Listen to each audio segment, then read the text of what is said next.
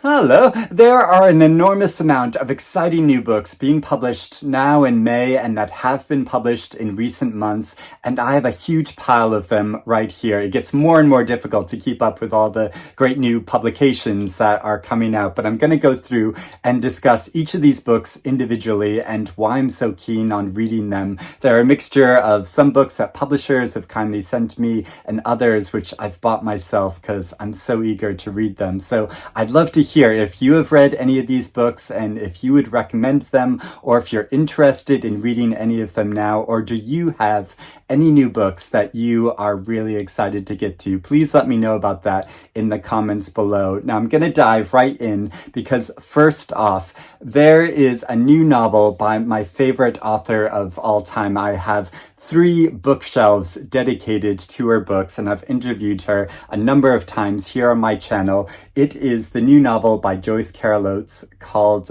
Butcher.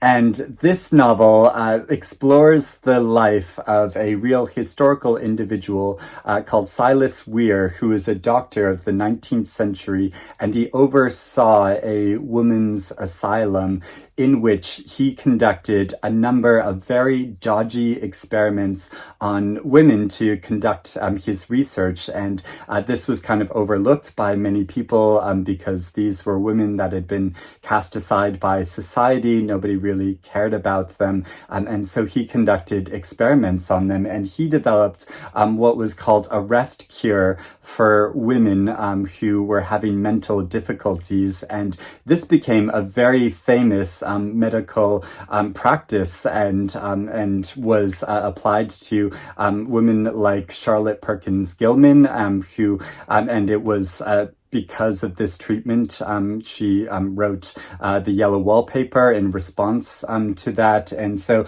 had an enormous effect. And so this novel looks at his life. It's narrated from the perspective of his son and follows one of his female patients. And it sounds so fascinating, both looking at this real historical detail, but also looking at the lives of these different characters. And this is going to be our June book club choice in my online book club.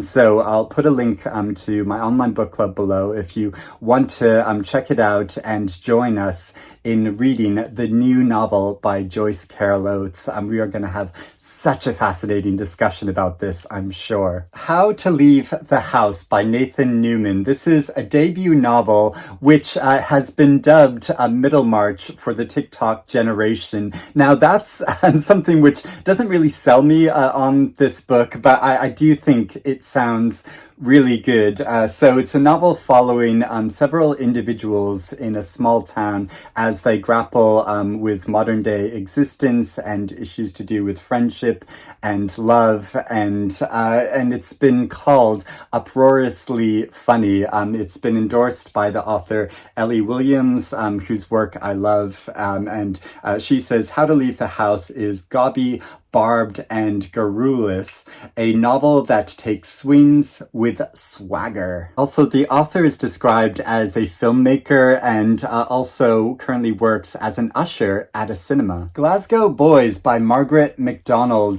This is a novel about 2 Scottish teenagers named Finlay and Banjo, and they are just becoming young men trying to find their way in the world.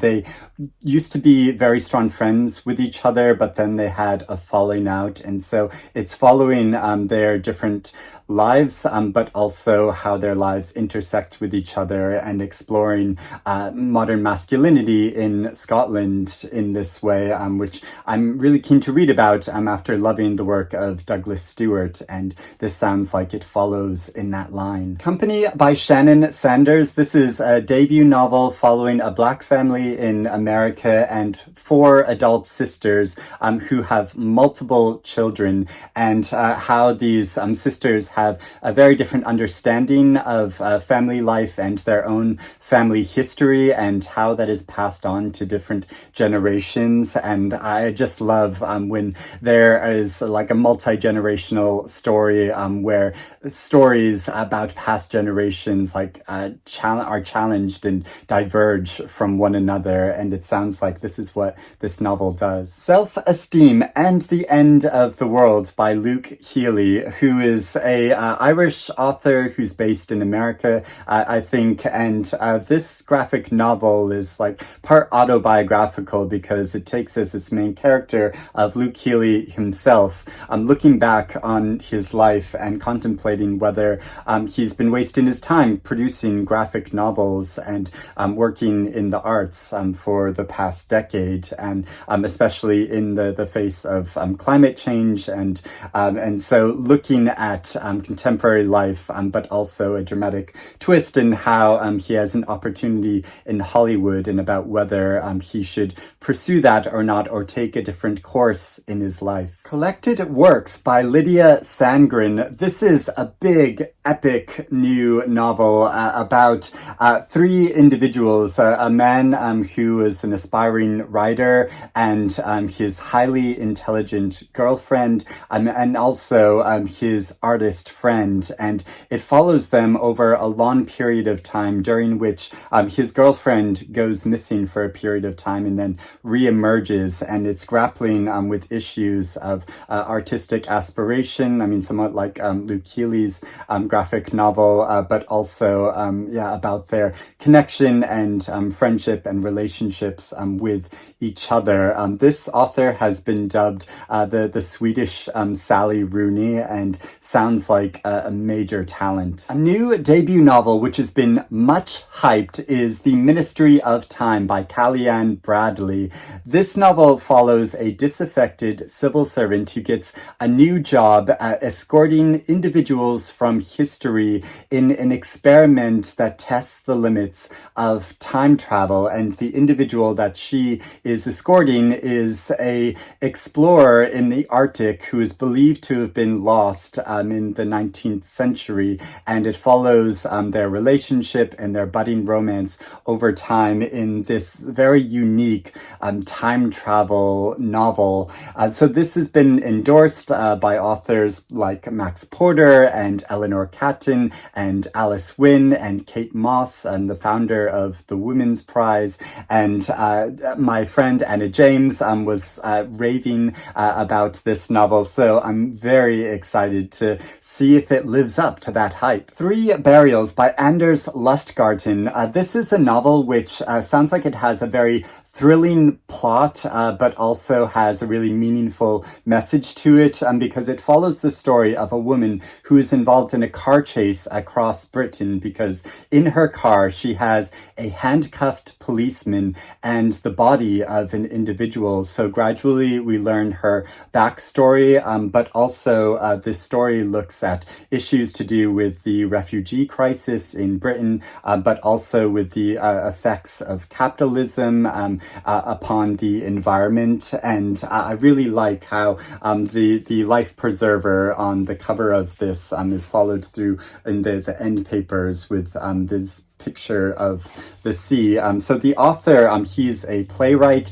and a political activist. The Horse by Willy Vlautin. This is a novel about a 65-year-old man who's living a relatively solitary existence in Nevada, but he discovers one day a horse in this remote area that can possibly survive on its own. And so it's about the relationship that he forms with this animal, but also how he casts back and thinks about his life and his journey as a struggling musician over time. It's been endorsed by Anne Patchett, who says the straightforward beauty of Vlautin's writing and the tender care he shows his characters turns a story of struggle into indispensable reading. The Two Loves of Sophie Storm by Sam Taylor. This novel looks at an incident in Vienna in 1933 when a house catches fire, and follows a boy named Max. And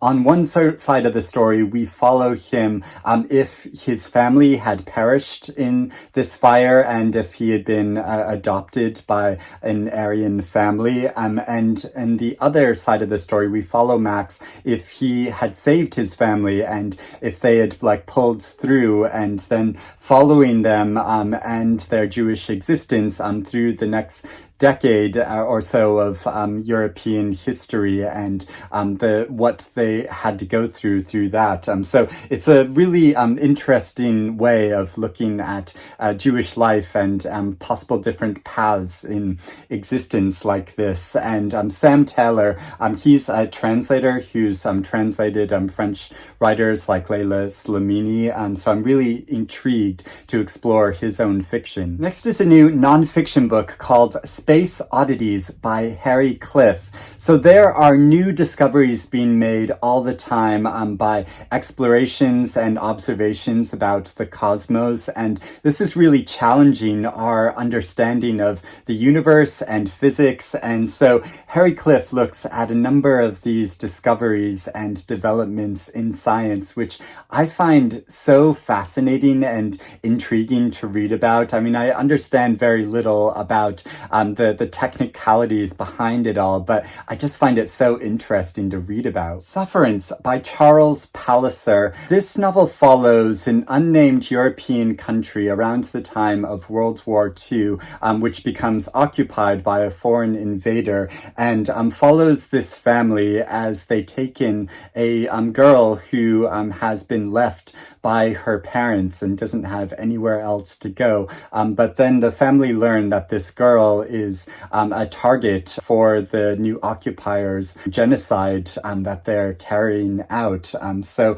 it sounds like a really moving and powerful story. England is Mine by Nicolas Padamsee. This is a debut novel which looks at modern day England and young men that are grappling to find their place in it, in this multicultural nation, and with notions of right-wing extremism being rampant online, and the effects of that. Author Monica Ali is a fan of this novel and calls it a brilliant dissection of race, identity, masculinity, and extremism, skillfully plotted and wholly convincing in its evocation of alienation and the subculture that leads to the inevitable heartbreaking ending. Fervour by Toby Lloyd. This is a new novel that has a very striking cover and follows a Jewish family in North London, where the grandfather of this family was a Holocaust survivor, and it's an examination of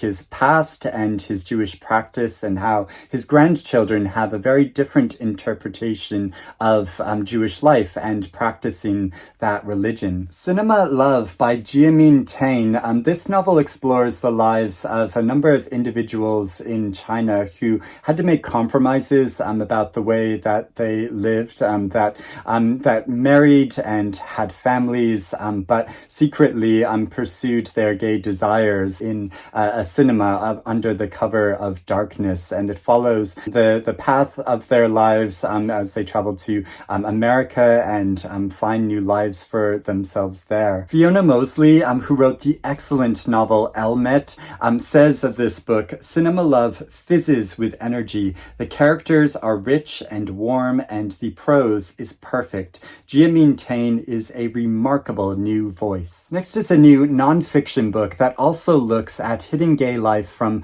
decades past, and that is The Diaries of Mr. Lucas by Hugo Greenhalgh. And so the author was entrusted by the diaries of this man who lived very much a double life, that on one side he was a civil servant and lived a so-called ordinary life, but he also in the nighttime and in his secret life he engaged in the gay community in England, and he recorded his experiences in meticulous detail over 6 decades through a period of time during which early on gay acts were legally punishable and often were, and so which meant that he had to live this double existence. So I think this will be a fascinating look at gay history in this country. Another nonfiction book looking at queer history is Drag by Simon Doonan,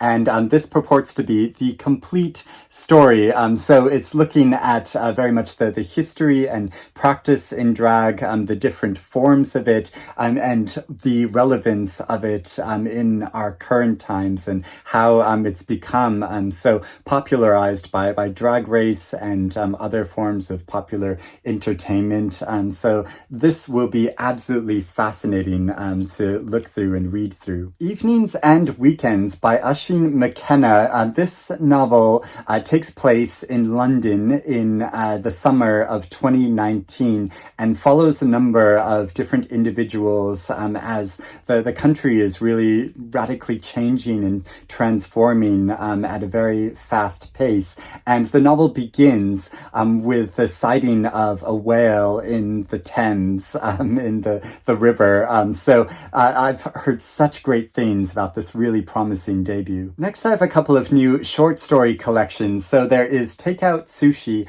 by Christopher Green, and these stories are mostly set in contemporary Japan, and they are illustrated.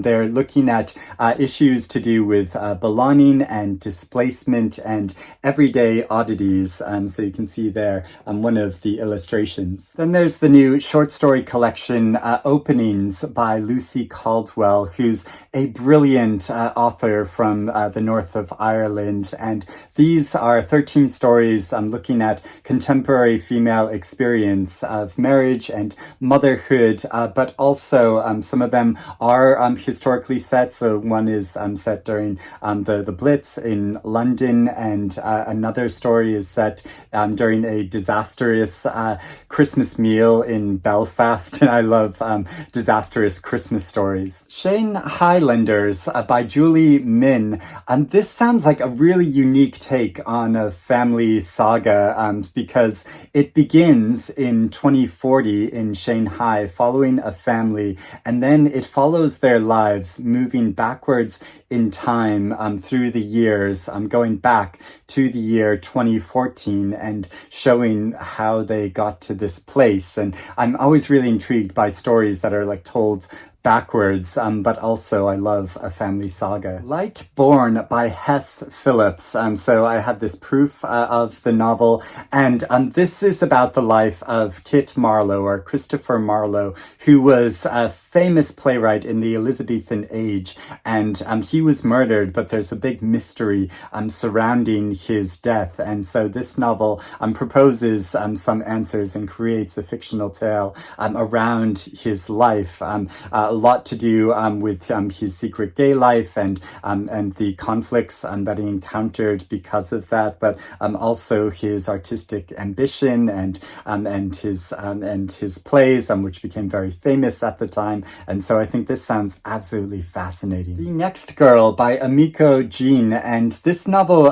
is a thriller where following a female detective whose sister has gone missing, and she investigates the disappearance of a woman who suddenly reappeared, and she believes that her disappearance was connected to that of her sister and a whole string of young women, and that there might be a next girl who goes missing. And finally, there is Enchanted Islands by Laura Coffey, which is part memoir and part travelogue exploring Greek mythology, because when the author learns that her father has a very serious illness, she embarks on a journey through different Greek islands and exploring a lot of Greek mythology and how these stories intersect with this physical landscape, which sounds so fascinating. I'm really intrigued by Greek mythology, and I would love to go on a journey like this, but probably would never have like the discipline to actually embark on it. So I love to read about it secondhand, but it also sounds like a really moving journey, looking at issues to do with mortality and how that is explored in her own life and the consequences of that, but also how that's explored in Greek mythology. So this sounds like a really intriguing new book that's endorsed by Stephen Fry, who of course has a really keen interest in mythology himself. So those are all the new books I want to talk about. Quite a huge pile that all sound really intriguing. So like I said, let me know if you have read any of these books and what you think about them, or if you're interested in reading any of them now. I'd love to hear about that. But I hope you're doing well and reading good things, and I'll speak to you again soon. Bye-bye.